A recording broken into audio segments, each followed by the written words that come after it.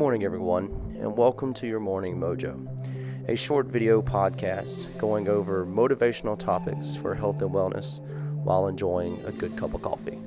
So grab your coffee and let's get started.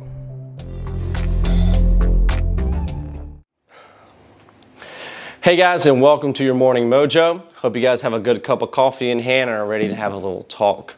So let's talk about failure. We've talked in earlier episodes about getting your goal, focusing on the process, reaching your goal, nutrition, all these good things, all this goal setting stuff. So let's talk about the number one reason that we don't actually reach those goals, and that is failure.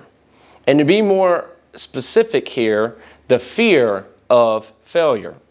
Many people, whenever they're looking at something that they want to get started with, whatever that goal may be, business, family, personal, fitness, whatever the goal is, most of the time, the ones that don't even start aren't starting because of a fear that they will fail. This fear is what keeps them from achieving more than just that one specific goal, and it goes way beyond that in multiple other goals.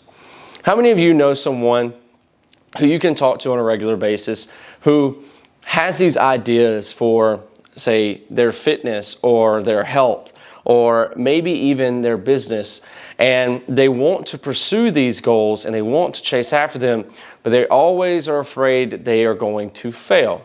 The fear of that failure keeps them from even trying to execute their actual goal. This is so common that you see individuals who get into what I like to call slope jobs. And what I mean by that is that they're on this job. They get this job, say, right out of college, or they get a job because of something financial. They need to have a career. And they pick a job, the first job that they can get. It's not the job they wanted. It's the job that they got so they could pay bills and do whatever it is they were needing to do. This slope job becomes what we think of when we look at a mountain. Once you start going down a mountain, it's very difficult for you to stop your momentum when you're going down that mountain. Imagine not so much like snowboarding or skiing, but imagine more like it's the summer and you start at the top of the mountain and you're running down the mountain. You start off with a quick, slow jog, and then over time you start really running quickly down, faster, and eventually you can't even stop yourself, and then you start rolling and so forth and so on. A slope job, or a job that I would consider one that's like a dead-end job, are jobs that are just comfortable enough to keep you there so that you can keep making money and keep paying your bills, but not fulfilling enough either financially or emotionally to keep you involved. And so what we do is we work these jobs that we don't like and do things that we don't like because we're comfortable. The same thing goes with goal setting in general. Think about it in the fitness realm. So how many individuals do you know in your daily life who are friends, family, whatever, who could use a better fitness and health mentality? And I don't mean that like everybody needs to lose weight or everybody needs to gain muscle, but just in general, overall health, you have friends that need to get started. The problem is that a lot of the times the individuals that need it the most are individuals who are afraid to fail the most. And so they're afraid of going into a gym and getting on the treadmill or doing some lifts or not quite knowing what to do, and then having people judge them for not knowing what to do. And then maybe they aren't losing the weight or they aren't gaining the muscle like they want to. And so they're starting to see these little failures, and this whole thing just compounds on each other like you're going down a slope of a hill, and then eventually they roll all the way down to the bottom of the hill and they can't stop. The thing that we have to remember is that even the most successful people in the world fail every day at something. They're going to have failures before they have successes. It's the only way that you're going to learn how to be successful. So what we have to do in both our daily lives, our business lives, and our fitness and health lives is we have to be okay with, you know what, today I might fail that lift, and it's going to be perfectly fine. If I fail that lift today, maybe I'll hit it tomorrow. If I don't hit that sales goal today that I was searching to get to, it's okay, I'll get to it tomorrow, right? If I didn't quite get home on time because something happened with traffic and I wasn't able to put my baby to sleep, it's okay, I'll be there in the morning when they wake up. The thing is that we can't be afraid of failure and expect to be successful. So what we have to do is live by a mantra that you're not going to be on every single day. When you go into work, you are not all the time going to be 100% able to be there. Whether it's a personal thing going on, or you didn't sleep well because the baby's not sleeping well, or whatever it may be, you may not be on every day. When it comes to like health and fitness, maybe you forgot that packed lunch you had, and now you're having to try to scrounge up or figure out what you're going to eat and try to make it as healthy as possible. Or maybe you're at the gym and you're trying to do a new lift, or you're trying to beat your time in a certain workout, and you don't quite get there because maybe you had something going on in the night before again, and it's just not quite in the cards. What we have to do is be okay with the fact that we are going to fail every now and then on our way to success. You don't have to be on every single day to see success at the end. Remember, we talked in the first episode about how you have to get involved in the process, the day-to-day process to get you to your end goal, whatever that end goal may be. Well, getting involved in that process means that we also have to get involved with our failures.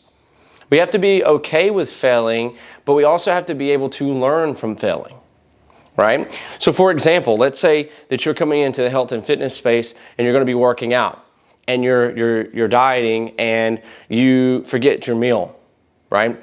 Maybe instead of seeing that as a complete and utter failure, we look at, okay, let's use this as an option to try to figure out where I can eat close to where I work that has healthy enough, maybe not perfectly healthy, but healthy enough meals that I can still try to reach my goals even though I made the mistake and failed at bringing my meal, right? Or even better than that, let's talk about in the gym. Let's say that we're trying to do a successful light lift of some sort, back squat, bench press, Olympic lift, whatever it is, and we miss it.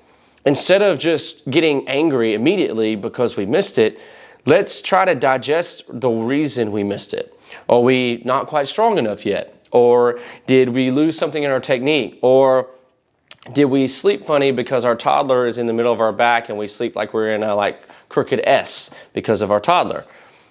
These things and these reasons are going to be what allows you to take your failure, digest it, learn from it, and move to the next day's process so that you can get closer to your goal. When you look at your process, like we said in episode 1, and you're paying attention to it, you will have days that you will fail. And that's perfectly okay. It's not the end of the world. It's not the end of the program. It's not the end of what you're trying to get to with your goals. What we need to do is realize we don't have to be on every day, but we do have to pay attention to what is happening to allow us to learn from every day. Failure is not bad unless we keep allowing ourselves to fail. I'm reading a book right now called The Compound Effect, and one thing it talks about in the book is that the compound effect can be either positive or negative. So what I mean by this is that compound effect is basically like dominoes. We set one domino in motion, and that allows all the dominoes after to go down. We can set our dominoes to go in a good direction, or we can set our dominoes to go in a bad direction. So let's talk about health. We can choose to eat green leafy vegetables, other vegetables, lean meats, and that sets the process of doing it over and over and over, which then leads us to our end goal in fitness. Or we can choose to eat and drink or eat chocolate, drink sodas every day, do things like that, which will push us toward more of a negative than it is a positive. So when you have a failure in your life with whatever goal it is you're looking for, don't let that one domino of failure lean you into multiple dominoes of failure.